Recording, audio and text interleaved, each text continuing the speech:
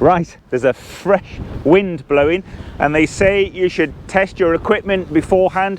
So I've got the Nortent Vern 2 and a fresh breeze.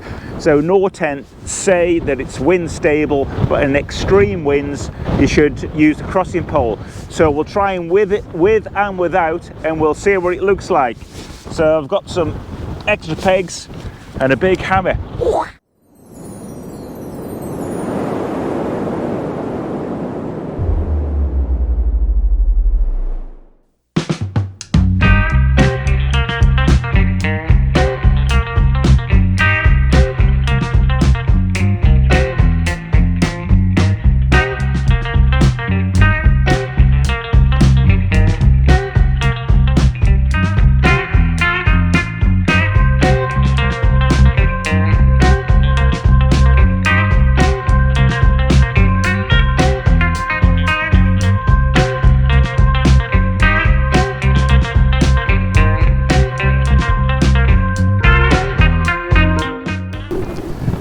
So that's it up where I've recorded gusts up to 27.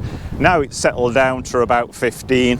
It's quite light now, but I had a bit of a drama when it was going up there. So just for that alone, it's worthwhile doing this sort of thing, just to make sure that you've got it down off pat, really, this whole process.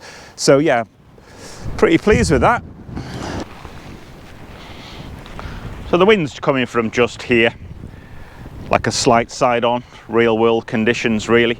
It's well reinforced, but it worries me a little bit. The tension on that to support all of this triangle is considerable. And as I said, there's no reduction in this area, just a little bit of bowing in here.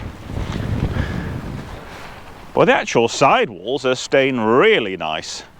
We'll put the crossing pole up and see what it does to this section down here.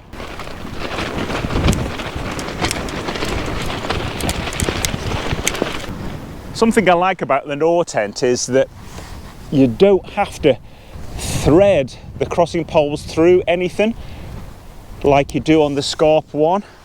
Everything undoes, so you can just kind of like clip it on. Just a little bit of tweaking there, now I've got that on. Right, we've got some more gusts coming through there, that's over 20 mile an hour. And it's standing steady really. Woo! Let's have a look in the vestibule.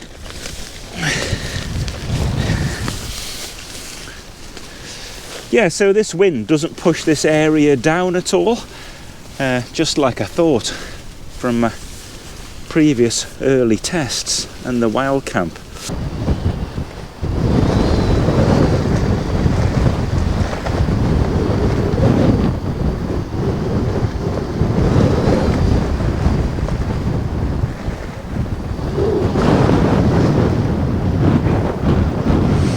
So any of you that don't think 20 mile an hour is fresh, you want to try measuring it. I think it's a bit wild campers and the wind speed, it's a bit fisherman's tales really till you've got one of these.